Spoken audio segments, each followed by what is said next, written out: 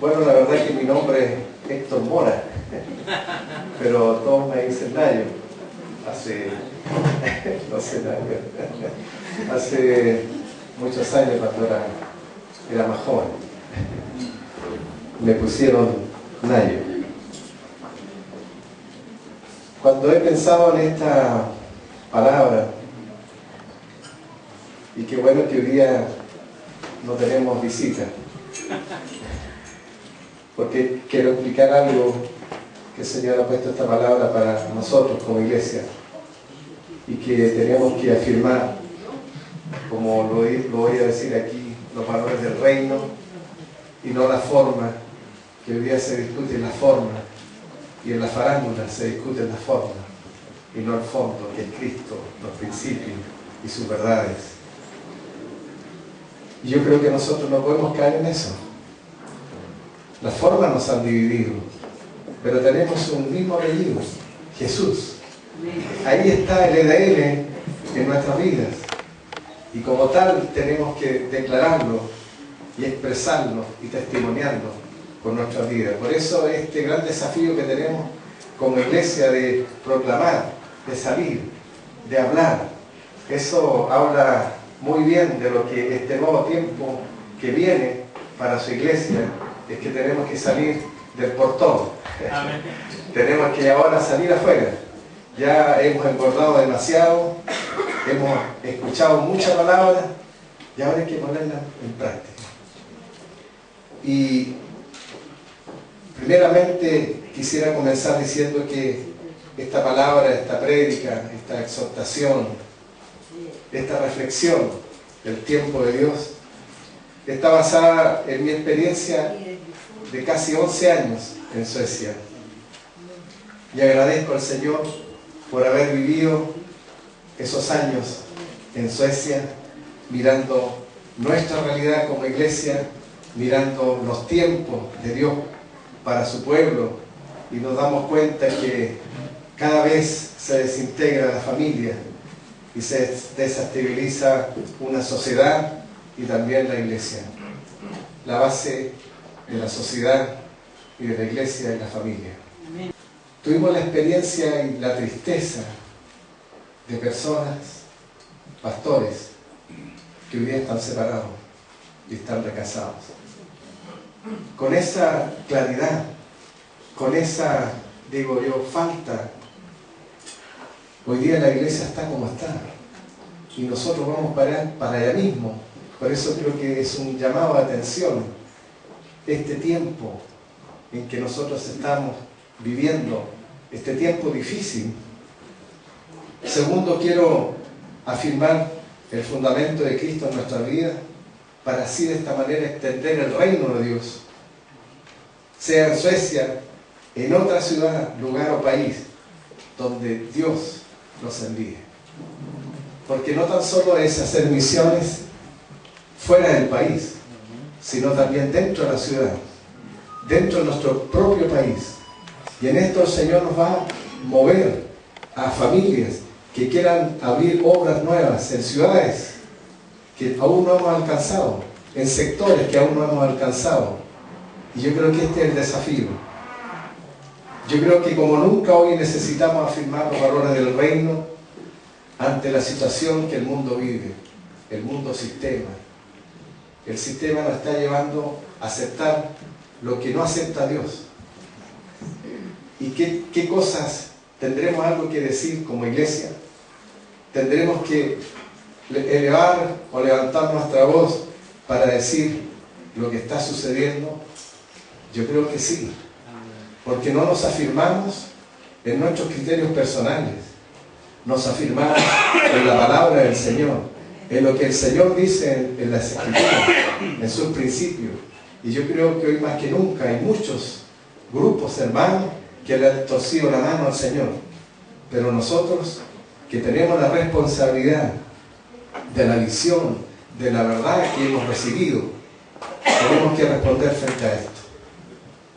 Hay un escritor de libros que muchos de nosotros hemos conocido, John McDowell, dice que la sociedad y el mundo ha cambiado tanto en estas 2 últimas décadas que la única que no se dio cuenta es la iglesia.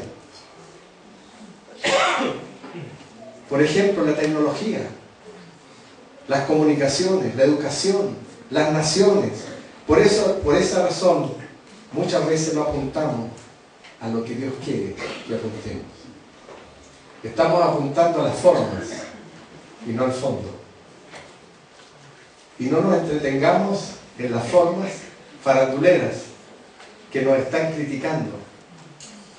El Señor dijo que íbamos a padecer por causa de Él, no por las formas.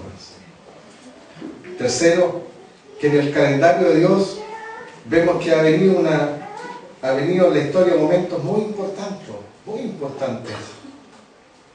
Tiempo, y cuando hablamos del tiempo, el tiempo en las Escrituras es muy relevante. Es necesario entonces que prestemos atención a lo que el Espíritu Santo quiere comunicarnos en el día de hoy. Cuando hablamos del tiempo de Dios, según las Escrituras, es el tiempo Kairos.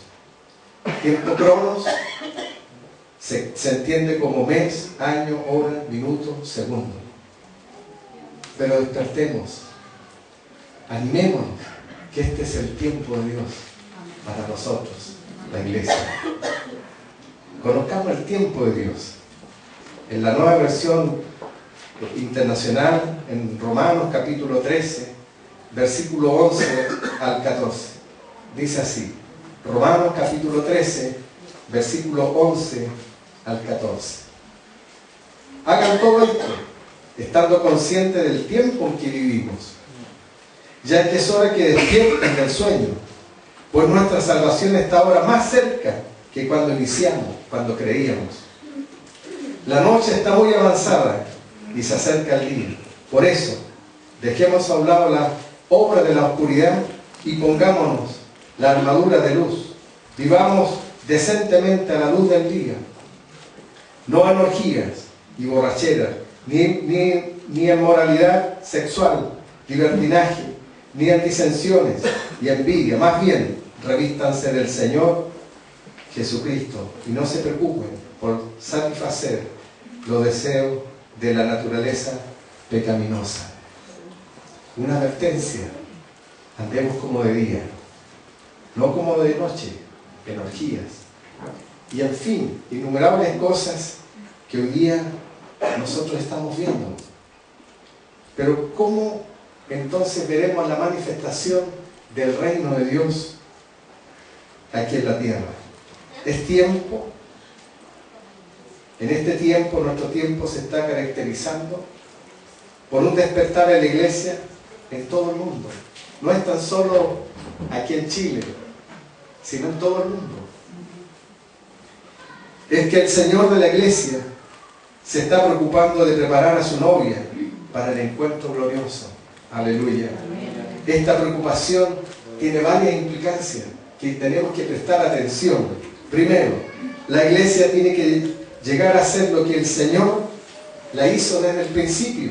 Según Pablo en Efesios, capítulo 5, versículo 27. ¿Qué dice? Una iglesia gloriosa, que no tuviese mancha, ni arruga, ni cosa semejante, sino que fuese santa y sin mancha. Pero la pregunta es, ¿qué es la iglesia? ¿A cuántas iglesias va a venir a buscar Jesús? Jesús nos dijo: vayan pues a la gente de todas las naciones y háganlas evangélicos. Y nos vamos a encontrar con la pregunta: ¿y cuál es el nombre de su iglesia? ¿Cómo se llama su iglesia? ¿A qué iglesia pertenecen? ¿Y cuál sería la respuesta nuestra? ¿Responder como ellos nos preguntan o hacer una misma pregunta? ¿Cuántas iglesias van a ir a buscar el Señor?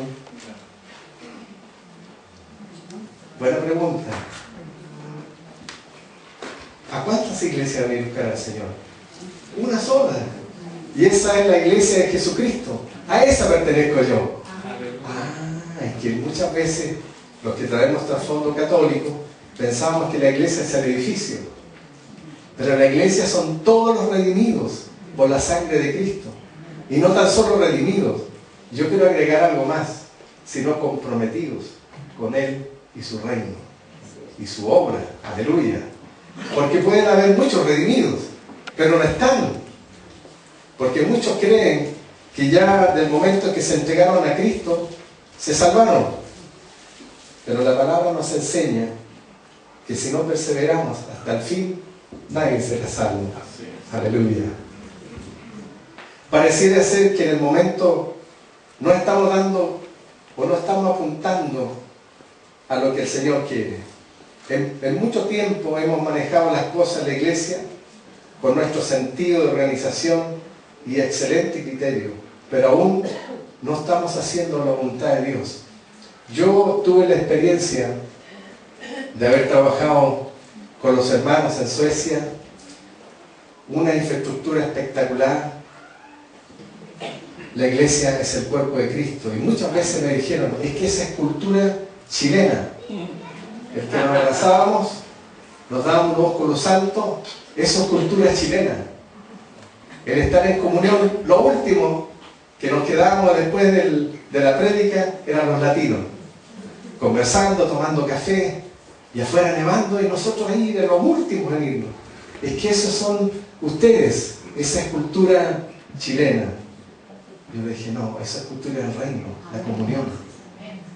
Esas son cosas que tenemos que recuperar. La preparación de la iglesia gloriosa implica también el despojarse aquí y ahora de toda atadura que aflige para que sea desarrollada como tal. Hermanos y hermanas, a lo mejor vamos a tener que dormir menos y orar más.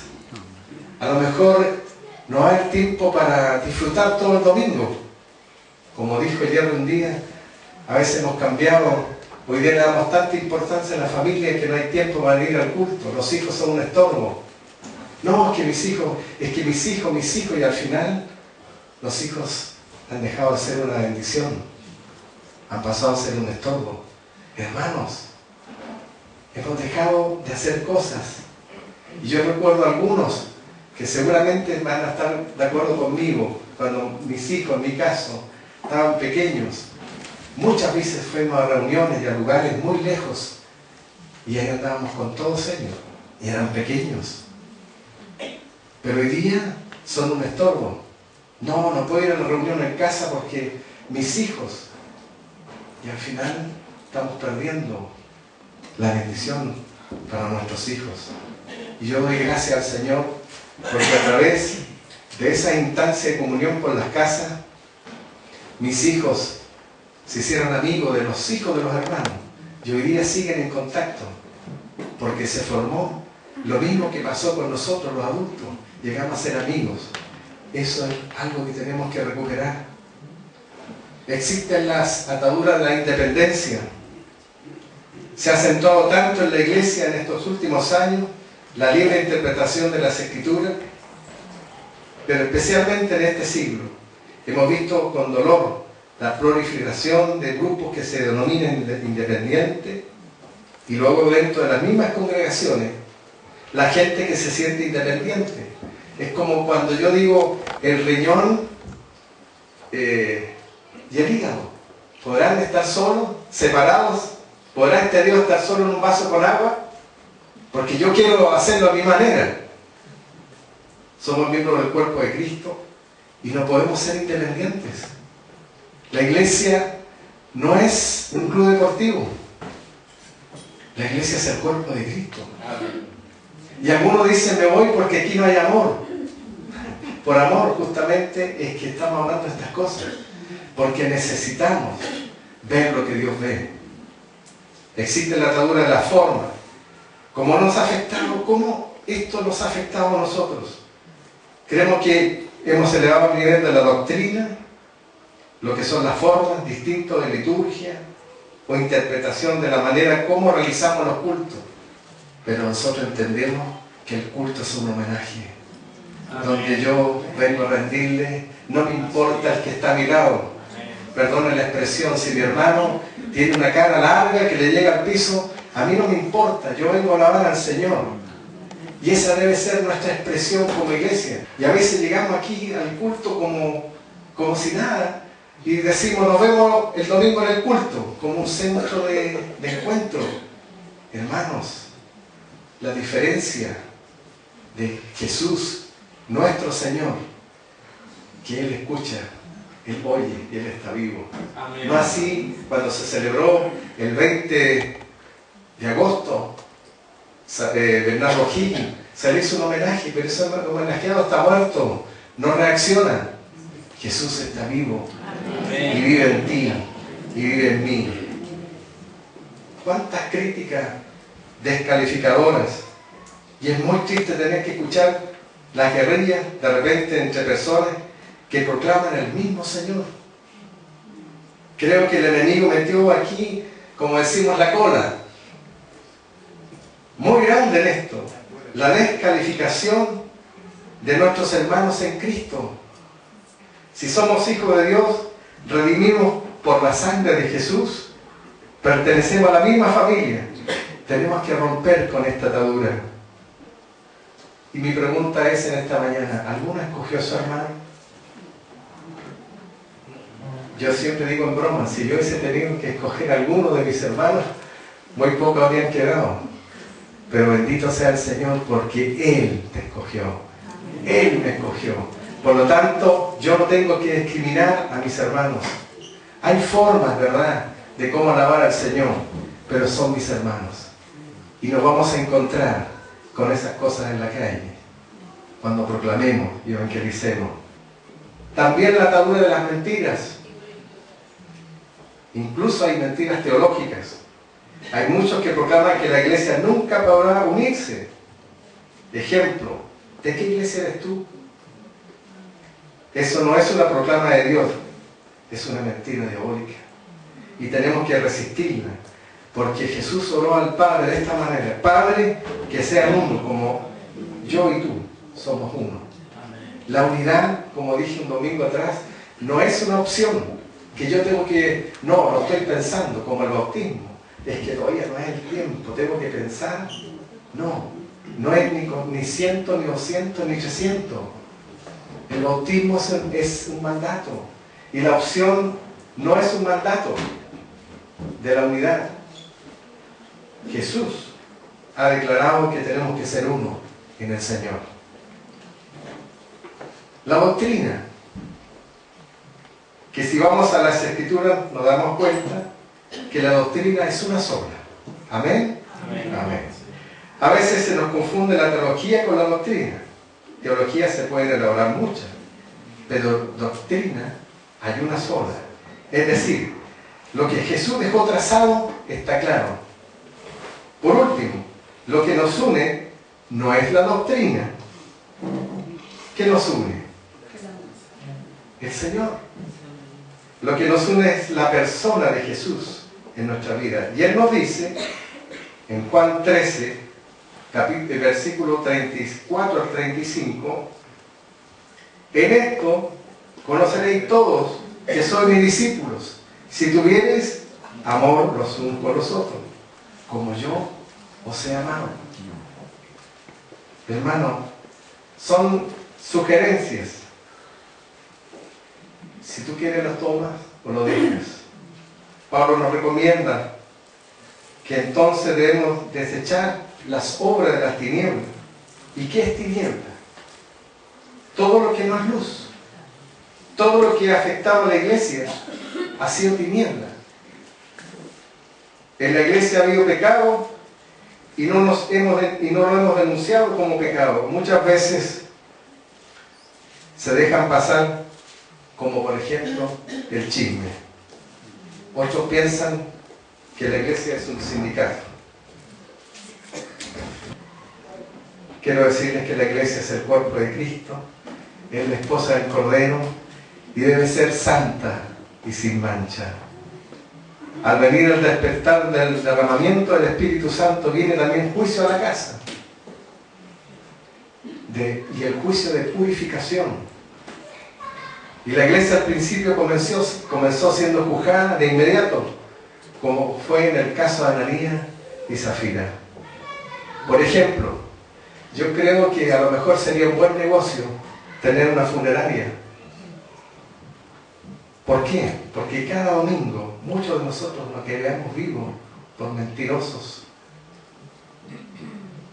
Y a veces, aunque sea para risa, pero ¿cuántas veces estamos alabando al Señor y ni siquiera hemos confesado que tengo algo con mi hermano, he hablado mal de una persona, tengo conflictos con mis parientes, con mi papá, mi mamá, etc.?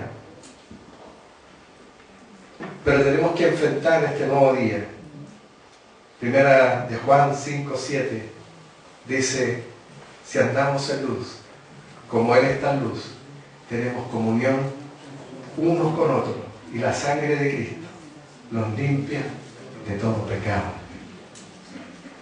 El apóstol Pablo también nos indica, nos dice que estamos en un escenario de batallas continuas, lo que habla en Efesios capítulo 6, versículos 10 al 12. Todos hemos leído eso, que tenemos que ponernos, que no luchamos contra sangre ni carne, sino contra principados, potestades, gobernadores, huestes de maldad. Siendo así, hoy estamos entendiendo que nuestra lucha no es contra hombres, contra mujeres. Nuestra lucha tiene otra connotación, es espiritual. En el mundo espiritual hay fuerzas de distinto poder. Pablo nos habla de estas 4 categorías: principados, potestades, gobernadores y huestes de maldad. Esa es nuestra lucha. Y el despertar de la iglesia hoy es para que tomemos ese lugar, y al tomar el rol profético que el Señor le ha delegado a su iglesia, y es de anunciar el reino de Dios y denunciar el pecado por su nombre, sin adorno, porque el Señor quiere poner a su iglesia en un terreno apropiado. Para eso fuimos llamados, para anunciar el reino de Dios. Y el reino de Dios es confrontacional, y eso tiene implicancias, y tenemos que estar dispuestos a sufrir por eso. ¿A cuántos de ustedes hemos sido rechazados por estar aquí, por servir al Señor? ¿Cuántos de nuestras familias nos han rechazado por servir al Señor? Y yo quiero animarles, que un día mi hermana también rechazó todo esto, pero hoy día está aquí, hoy día está alabando al Señor junto conmigo.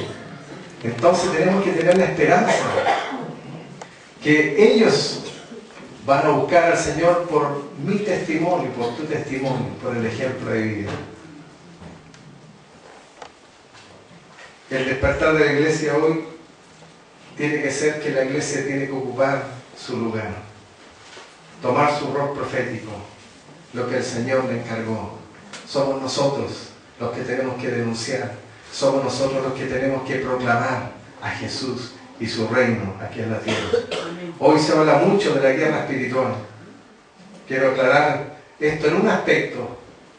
¿Libramos batallas o guerras? La guerra está ganada por Jesús. ¿Y sabes qué? Satanás lo sabe. Si Satanás sabe que está vencido. Y quizás muchos de nosotros estamos pensando que hacer guerra y que tiene que ser vencido. No, si Jesús ya lo venció en la cruz. Lo que hoy día estamos librando son batallas. Así que cuando escuchemos de la guerra espiritual y gritos y todo eso, mire, el diablo no necesita que le gritemos. El diablo no es sordo. Y recuerdo mucho la experiencia de nuestro hermano Aaron, de muchas veces que nos enseñó. Él nos hablaba al oído, susurraba. Y a veces los demonios hacen escándalos. Y él los dejaba botados. Y cuando se le pasaba, iba y le declaraba una verdad. A veces gritamos. No necesitamos gritar. El diablo no es sordo. Se hace el sordo. Pero no es sordo. Y en ese aspecto tenemos que aprender en este tiempo que el diablo sabe que está vencido, pero él pega pataleos. Y en eso nos asustamos, ¿no, hermano? Estamos de parte de aquel que ganó. Amén. Ahí en la cruz, él lo exhibió públicamente. Aleluya. El libro de Josué, el capítulo 1, tiene algo bien interesante, que dice, preparaos para la conquista. Y yo lo voy a dejar para que ustedes lo vean en casa. Josué, del capítulo 1, del versículo 12 al 16. Ahí habla toda una historia, cómo tenían que prepararse para ir a la conquista. Tenían una cosa, tenían que estar unidos. Aleluya. Segundo, que deberían conocer al enemigo, y fueron enviados 2 espías. Tenemos que conocer a nuestro enemigo, hermanos. ¿Sabes que a veces, con todo esto de la tecnología y el avance, todavía estamos enfrentando o evangelizando de la misma manera que lo hacíamos hace 15, 20 años atrás? Con un alfiler. Y Satanás tiene una espada. Hermanos, tenemos que enfrentar al enemigo y conocerlo. Primero, está vencido. Segundo, tenemos la palabra, que es la espada. Aleluya. Otro aspecto de lo que Josué hizo, dice que deben santificarse. Josué, capítulo 3, versículo 5. Santificados, porque Jehová hará mañana maravillas entre vosotros. Hay una condición muy importante para que Dios haga maravillas entre nosotros, que debemos santificarnos, es decir, todos los días. Y santo significa apartado del mal. Santo significa que no podemos hacer movidas a escondidas. Santo significa que tenemos que pagar los impuestos, tenemos que pedir la boleta. Santo significa que no puedo comprar cosas robadas. Y decimos, ¿cómo Dios provee? Dios me proveyó, pero ¿de qué manera? Dios siempre va a proveer por la vía legal. Hermanos, hermanas, disculpen, perdón, que a lo mejor sea de esta manera lo que estoy diciendo, pero si no aprendemos, si no entendemos esto, que santo significa ser apartado del mal, entonces no esperemos que el Señor haga grandes maravillas entre nosotros. Aleluya. Es muy importante saber que la guerra la ganó el Señor. Y esto tiene que ver con la santidad, apartarse. Conocer al enemigo significa que debemos quitar todo elemento que él pueda usar en nosotros a causa o causar daño a nuestra vida, a nuestra familia, a nuestra iglesia. Decía un hermano cuando conversaba ayer, hablábamos en una reunión de discípulos, decía que es importante nosotros como papás quitar la maldición que podemos transmitir a nuestros nietos, a nuestros hijos, en no ofrendar, en no pagar el diezmo. Es algo que nosotros traemos miseria a nuestra casa, miseria a nuestra descendencia. ¿Cuánto nosotros traemos esa miseria de la descendencia? Porque nuestros padres nunca dieron a lo que le correspondía al Señor. Yo doy gracias al Señor por mis nietos, por mis hijos, porque ellos lo hacen. Pero eso se cultiva, eso se enseña y con ejemplo. Ellos no van a tener problema de esperar. Porque cuántas veces ustedes han sido buenos hospedadores. No tienen problema, viene alguien, se deshacen de su cama, ahí está mi cama para el hospedado. Esas cosas hay que enseñarlas con ejemplo. Hermano, tenemos que cortar con todas estas cosas que hacen de que el Señor no haga grandes maravillas entre nosotros. Conocer al enemigo significa que debemos actuar con prudencia en el aspecto del orden de Dios. Recordemos que hay distintos poderes a los cuales enfrentamos. ¿Y cuáles son? Los poderes de las tinieblas, y que a veces no los consideramos. Este es uno de los aspectos importantes en la historia de la iglesia. Creo que el Señor nos va a probar lo que está contaminado. Limpiémonos de toda contaminación de carne y del espíritu. Vistámonos del Señor. ¿Por qué santidad? Porque el Señor es santo. No probamos para los deseos de la carne. Dejemos morir la carne. Seamos la iglesia gloriosa que el Señor está preparando. Y eso hay que vivirlo. ¿Sabes que la santidad produce unidad? Cuando desechamos las obras de las tinieblas con todos sus derivados, vamos a experimentar que la unidad es una realidad. Porque Lo que prima es el Señor y no otra cosa. Tenemos que hacer de la santidad un proyecto de vida, vivirlo todos los días y no decir que es inalcanzable. Pero yo quiero animarles que el ser santo es vivir todos los días y tengo que considerarlo como mi proyecto de vida, mi acción de vida. Cuando estoy solo, cuando creo que nadie me ve, especialmente nosotros los varones, tenemos esa tendencia de mirar siempre hacia atrás cuando pasa una mujer. Eso va con nuestra naturaleza pecaminosa. Pero eso tiene que ver con mi identidad. Cuando yo creo que nadie me ve y tomo algo y me lo echo al bolsillo, especialmente en los supermercados. Yo viví en una ciudad en Suecia donde era muy fácil robar, muy fácil. Todo sin cámara, todo abierto. Supermercado o iba a una ferretería abierto donde uno podía sacar un tornillo. Si total es una cosa, total es un tornillo. Nadie se da cuenta. Pero es un robo. Es un robo.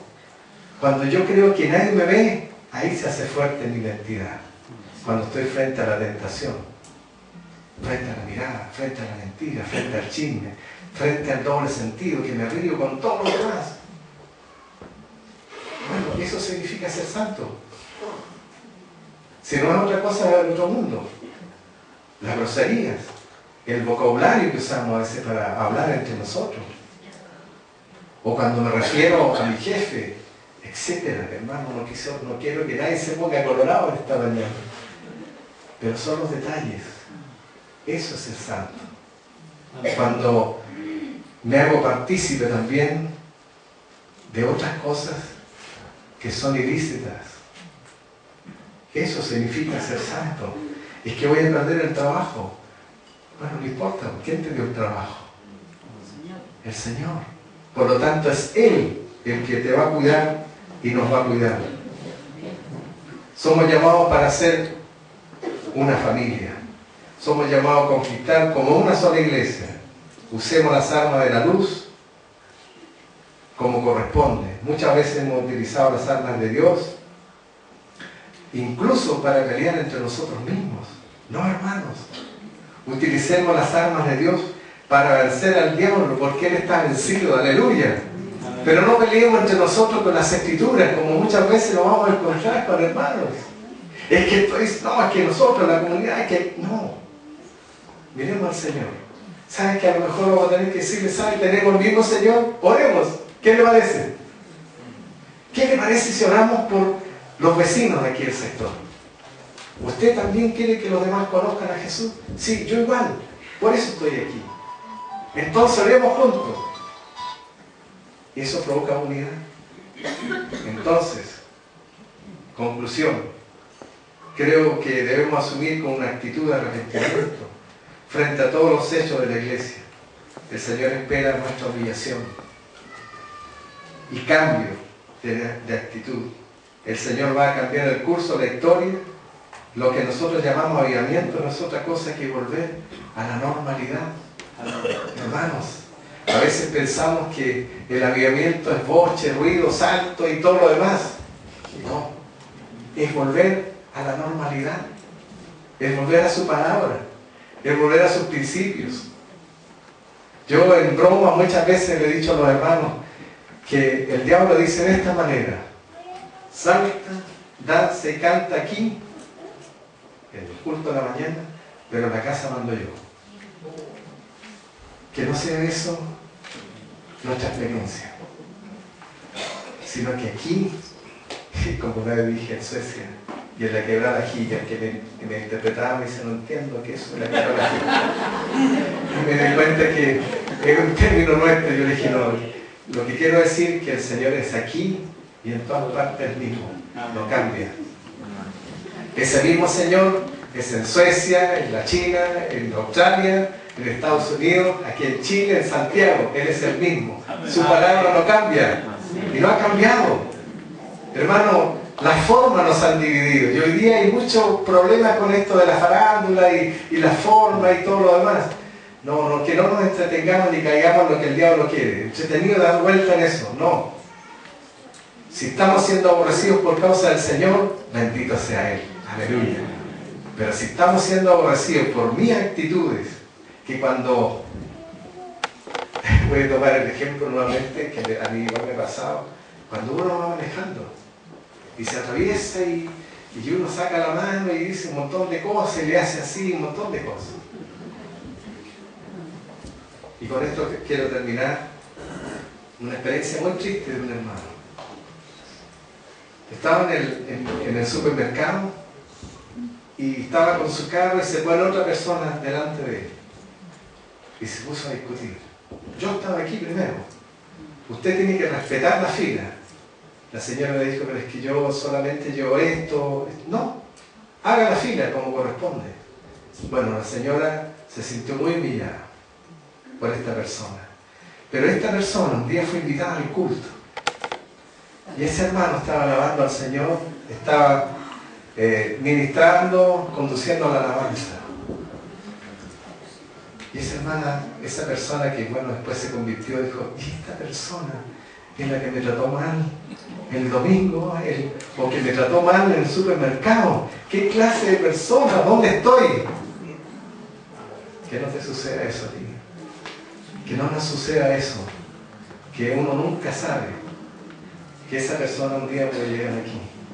Que diga, oh, usted, hoy doy gracias, porque sabe que cuando yo fui ese día al supermercado, usted me cedió el lugar.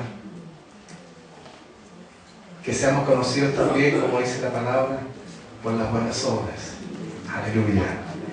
Para volver a la manifestación de la vida de Cristo, la señal de su reino con manifestación, tiene que haber poder, pero también apartarnos de todas estas cosas que muchas veces son tan sutiles, pero nos pueden llevar a perder la visión, lo que Dios quiere, lo que somos en la tierra.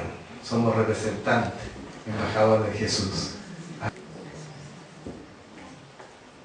No dejes de hacer lo que el Señor nos ha indicado. Si hay algo que tienes que arreglar llegando a casa con alguien, el familiar, papá, la mamá, hacerlo. Recuerdo, y ustedes a lo mejor concuerdan conmigo, de este hermano Rehama cuando decía, si tu corazón dejara de latir, ¿qué pasaría si un día el Señor me llega? ¿Cómo estoy? ¿Estoy bien? ¿Me voy en paz? ¿No tengo conflicto con mi esposo, mi esposa, con mis hijos? ¿Y los hijos con los papás, con el tío, los parientes, los hermanos? Aleluya. Si queremos ver maravilla entre nosotros, bueno, santifiquémonos. Amén. Amén.